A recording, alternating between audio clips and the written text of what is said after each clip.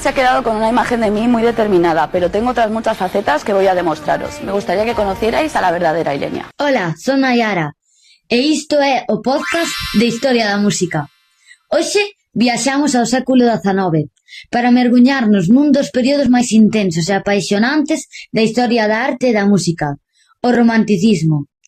O romanticismo nace tras a Revolución Francesa e desenvólvese ao longo do século XIX, nun contexto marcado pola Revolución Industrial, a expansión do ferrocarril e o auxe do nacionalismo. Inglaterra convértese na gran potencia mundial, mentres en Europa medra unha nova conciencia cultural baseada na lingua, o folclore, os mitos e a tradición. Os románticos senten unha fonda fascinación pola natureza e polo mundo interior. A novela convértese no xénero literario por excelencia, como demostra Fausto de Johann Wolfgang. Ademais, o artista pasa a ser entendido como un xenio individual, libre, irrepetible e guiado pola súa inspiración. Pero, que cambia realmente na música? A gran diferenza entre o clasicismo e o romanticismo é que o mundo clásico prioriza a forma e a orde, mentres que o romanticismo pon o foco no contido expresivo. Agora importa máis o que se sente que a estrutura que o sostén. Nesta época aparece o virtuosismo. Ademais, os instrumentos melloran, sobre todo o piano, a orquesta medra en tamaño e cor sonora, e as formas clásicas comezan a expandirse. O romanticismo na Alemanha non pasou desapercibido. Un dos primeiros impulsores foi Karl Maria von Weber, precursor da ópera romántica alemá, con Der Versuch, onde a natureza e o sobrenatural cobran protagonismo e a orquesta xa non é só acompañamiento, senón drama puro. Despois, atopamos a Franz Schubert, o romántico da intimidade. A súa gran achega é o Lied alemán, onde voz e piano dialogan en igualdade.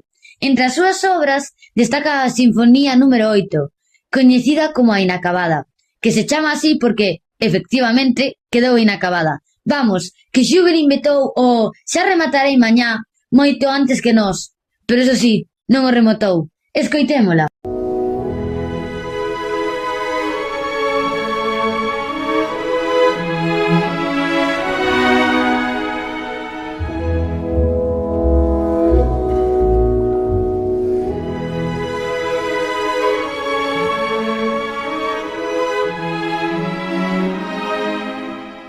Ademais, Schubert compuxo ciclos como Winterreise, cheos de melancolía e reflexión interior.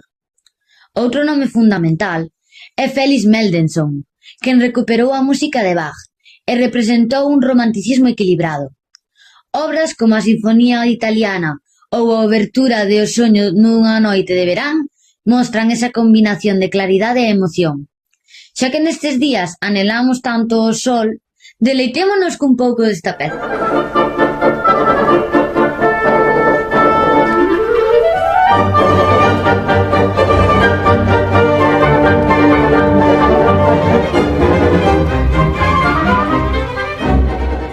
O romanticismo alemán acada gran profundidade con Robert Schumann, autor de obras para piano como Carnaval ou Escenas de nenos, cheas de contrastes anímicos.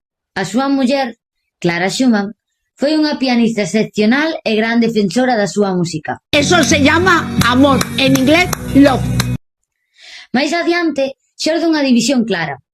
Por un lado, Richard Wagner, creador da idea de obra de arte total e autor de dramas musicais como Tristán e Isolda.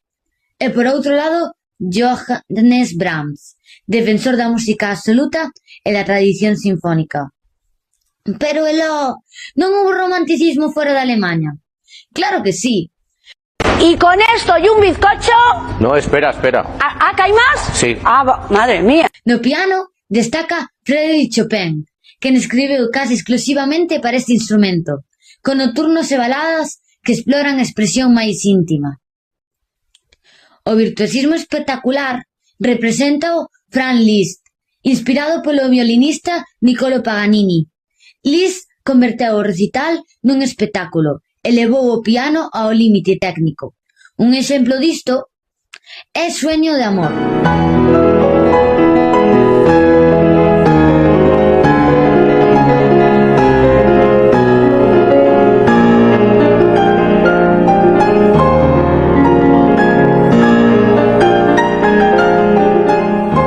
Simplemente divino. En Francia, Héctor Berlioz destacou pola súa imaxinación orquestal. Na Sinfonía Fantástica, exemplo claro de música pragmática, é dicir, música que conta unha historia. Escoitémola.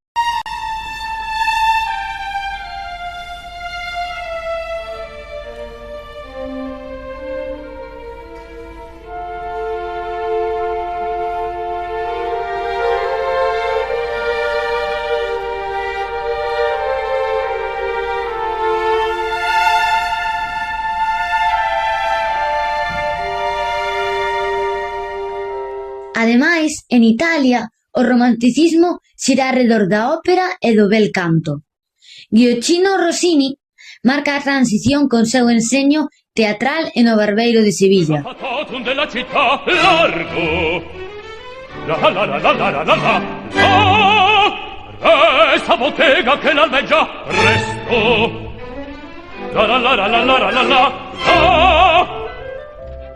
Vincenzo Bellini aposta por melodías longas e expresivas, mentras que Gaetano Donizetti achega maior intensidade dramática. O gran nome será Giuseppe Verdi, quen une emoción, teatro e compromiso político en obras como La Traviata ou Rigotello. Escoitemos esta última.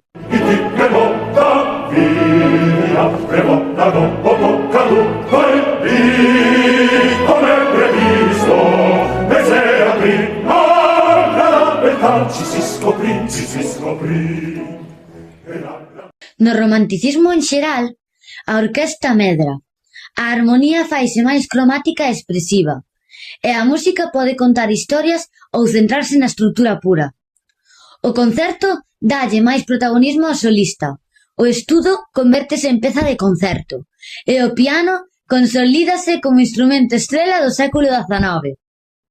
E así, entre nacionalismos, xenios individuais, virtuosismo extremo e unha busca constante da emoción, o romanticismo transformou a música nunha linguaxe profundamente subxectiva, capaz de expresar o máis íntimo da alma humana.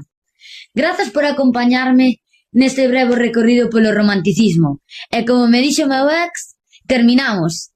Hasta o próximo trimestre. Y me voy para no volver. ¡No me queda ni saliva!